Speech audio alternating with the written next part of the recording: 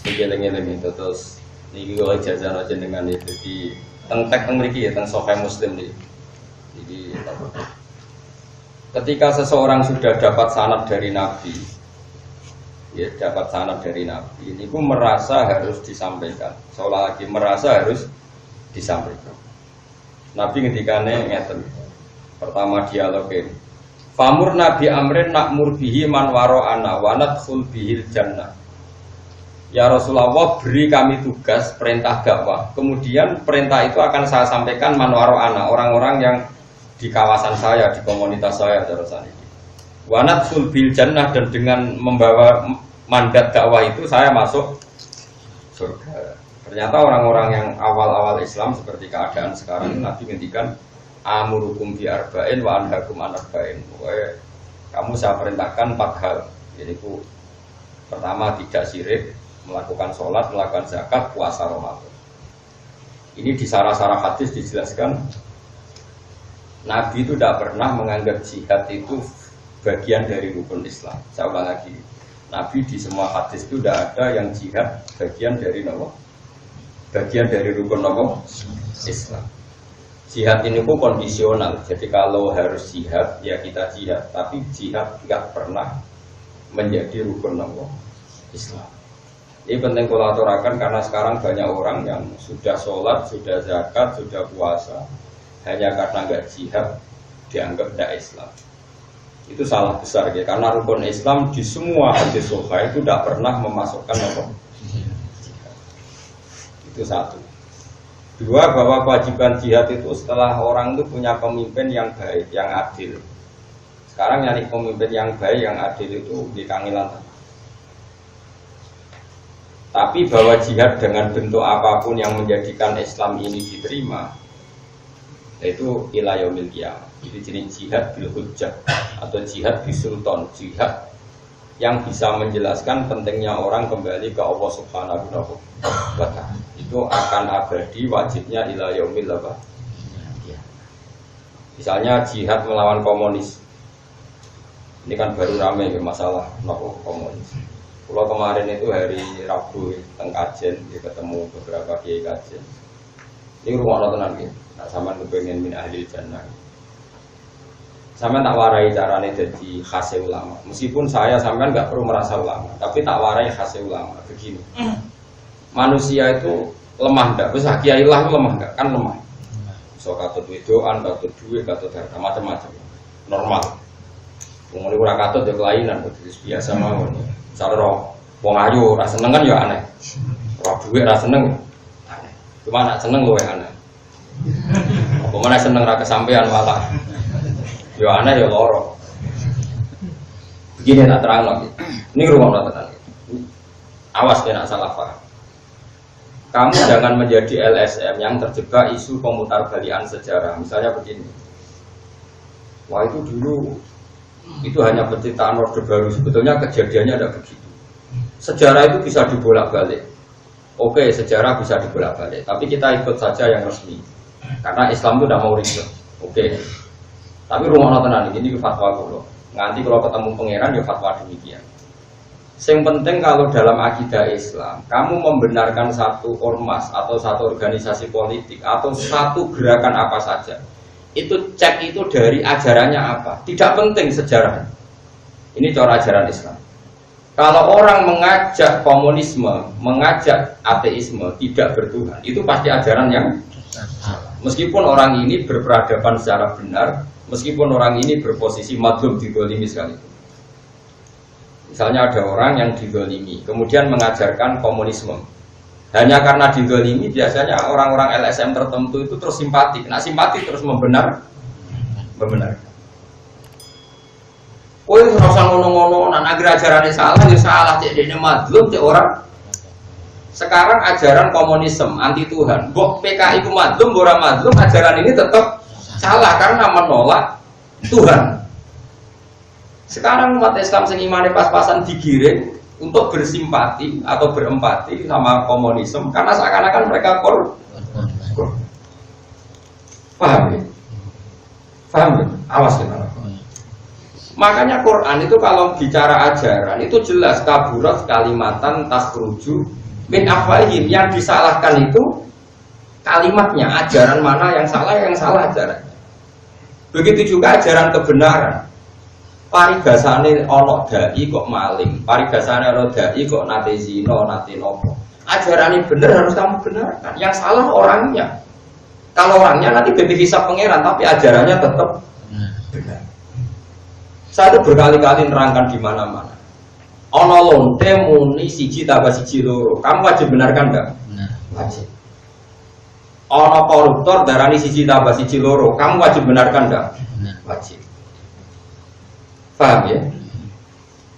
Nah, berarti 1 tambah 1 2 itu kebenaran sejati. Diomongno lonte ya kamu harus percaya. Diomongno koruptor kamu harus. Saiki ono lonte muni pangeran siji, kamu benarkan enggak? Benar. Orang copet ngomong siji tambah siji loro, kamu benarkan enggak? Kemudian ada orang ateis ngasih kamu uang 100.000 atau 1 juta.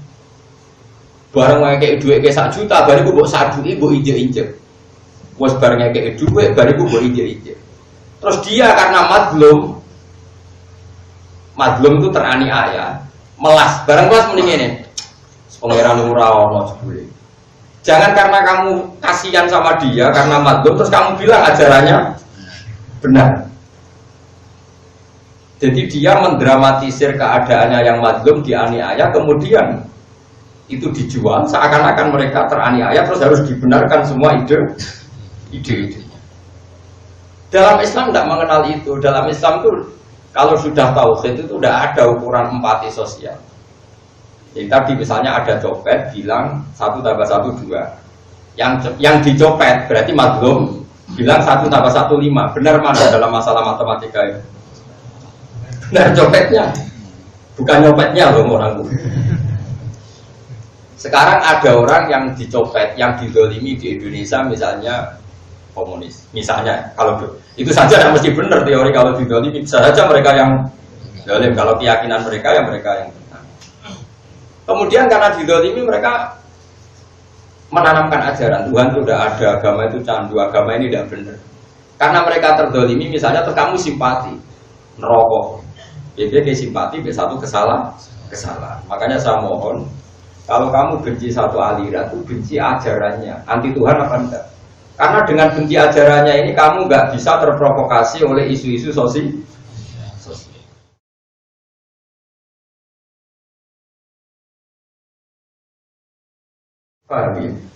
Karena kalau terprovokasi isu sosial itu pasti manusia itu akan bela yang madlum, bela yang kesannya didolimi, yang sedang kalah, yang sedang dianiaya, yang sedang tertindas.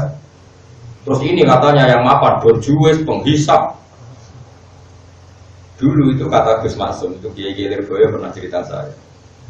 Dulu PKI di Kediri itu hebat, menarik karena tadi Kiai itu kan tengok-tengok orang santri itu teko salam template. Terus Kiai itu katanya penghisap. Rata-rata santri ya khidmah ning sawah ning Tegale Kiai. Enak kok jadi Kiai diam di rumah, sawah dia mengerjakan, dasar penghisap berjuis kapitalis.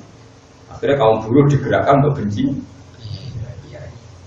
Jadi kalau kamu pakai teori sosial yang seperti ini, kamu akan bersimpati sama yang terdolimi, anti yang mapan. Padahal kadang yang mapan ini kersane pangeran diangkat derajatnya. Rata-rata ulama itu diangkat derajatnya. Kayak pulau nanti ya, mangkon rugen apa ya nurut. Padahal saya tidak majikan.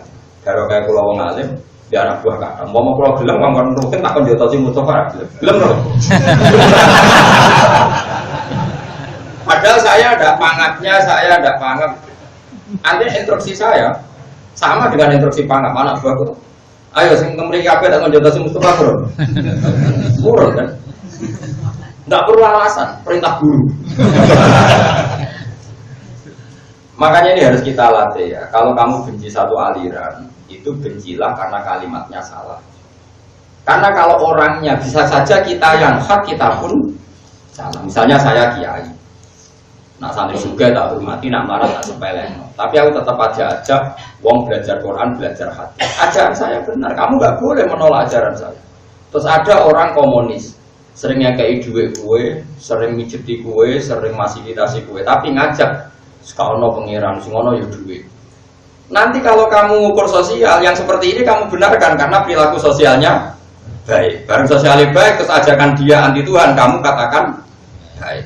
Neraka. Makanya kalau suwun sekali ya. Jadi agama itu dimulai dari kalimat haqqin aliyana nahya wa aliyana mut. Kalau kalimatnya hak kita bela, kalau kalimatnya batil kita meskipun yang mengatakan kalimat hak ini kadang ya wongnya macam. Orang macam-macam di misalnya mubalek, misal mukarram, pidato, saya ngenyek panitia bariku untuk salam template mulai. Sampai PKI urunan sama rata sama rasa. Kesannya kan peduli empat. Mubalek untuk duit keurunan masyarakat. Kesannya mendapat. Terus gue gara-gara diprovokasi, dulu lagi ya ibu urunan kaum cilik-cilik dibawa mulai bariku mangan gelegean.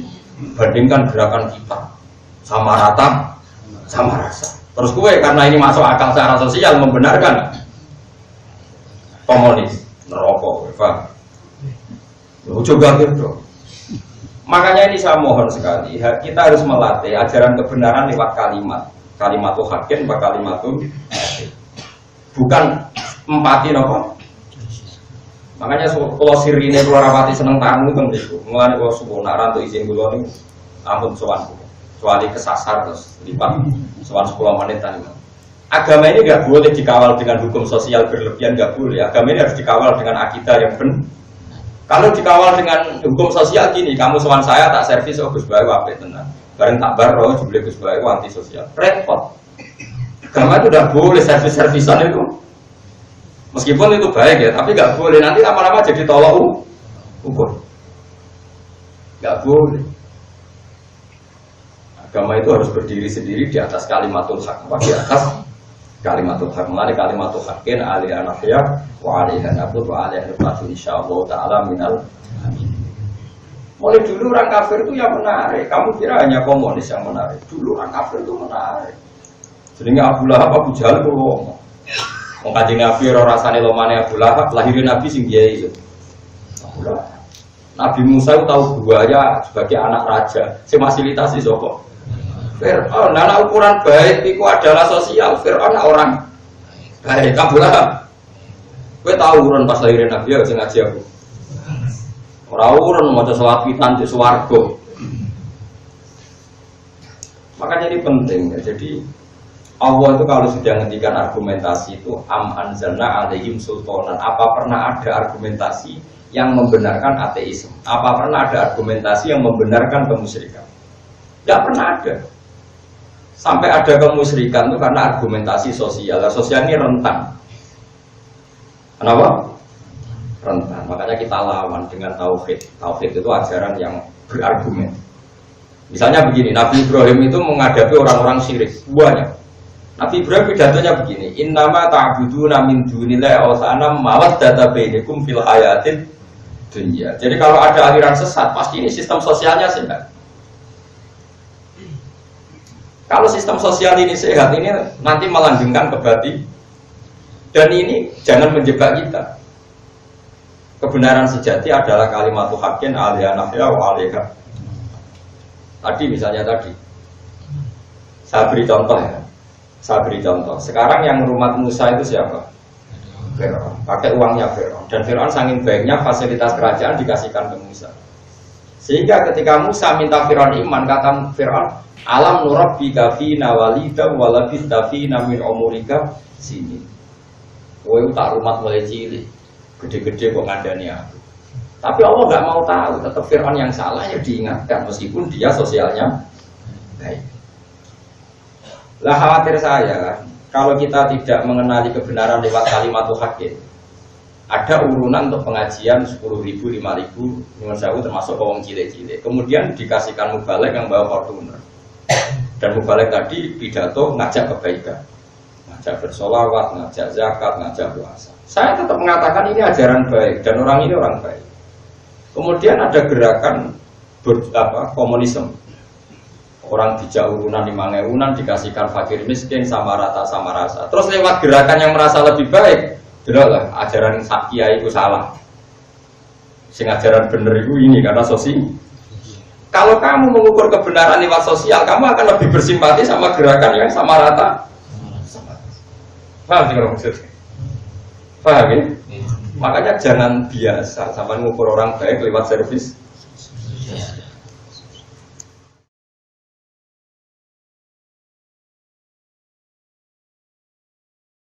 Jadi kamu harus ngaji tauhid itu semua. Mulane kula niku kadang-kadang seneng mek santri sing ra roh hak kula. Pipi ku ora PKI, luwe api. Wis acang kemelek lah, sing penting wae ngaji wiman, usah lali kae kula lah. Nek kula termasuk kiai sing fanatik rapati seneng tamu, bukan karena saya benci, enggak. Bahwa agama ini harus dikawal dengan tauhid yang baik. Kowe seneng ngaji Quran wis ngaji ae, ngaji dalan ngaji. Terus bak kenal aku cek ora kula ya cuek. Cek karo hakku cek ora pokoke ngaji te padha gendenge pokoke. Jadi ciri utama orang baik jangan majnun fil harus pokoknya pikirannya harus majnun fil harus terkait apa harus gede-gedengan. Maksudnya serakakan perhitungan itu jadi apa? Gede-gedengan. Tapi kalau nggak usah gedeng tenan pokoknya. Kalian disebut majnun billah. Jadi otaknya sudah error tapi apa? Billah. Makanya saya itu fanatik sama ajaran Quran. Quran itu kalau sudah ngendikan kebenaran itu tidak ada kata sosial. Yang ada adalah kalimat hakim. Karena ini logika, sultan itu mana dong? Logika hujah. Jadi saya ulang lagi ya. Yang bisa melawan Islam itu adalah servis sosial. Sebab itu sama harus hati-hati dengan servis apa? Sosial. Jadi servis sosial yang pribadi-pribadi saling diutangi duit dikasih uang, maupun servis sosial yang konsep besar kayak sama rata, sama. Karena Islam ini sudah logika yang mapan sekali. Bahwa Tuhan itu pasti satu dan Tuhan nggak terkalahkan. Manusia harus menyembah yang menciptakan langit bumi. Ini kan logika yang permanen. Kemudian ini dilawan oleh servis sosial. Ternyata yang mengajak ini, yang ngajak menyembah Allah, wongnya kedunian kadang bodoni. Sing ngejak ateis ra tau bodoni, uripe heroik sampai tonggo apik. Ini kalau kita pakai ukuran sosial kan mihak ya. Sing servisnya paham ya maksudnya? Kita tidak boleh sih. Makanya kita harus berlatih bahwa dalam memegang kebenaran ini karena hujjah. Nama? Makanya disebut kul falillahil hujjatul baligh. Kalau kamu bela-belain Allah harus punya argumentasi yang mantap, madep. Iku kabeh dunya lillahi. Kalau niku termasuk ini jujur mas, termasuk ulama yang nggak pati senang interaksi sosial yang sangat dari. Ini kan silaturahim musuhnya, tapi udah berlebihan.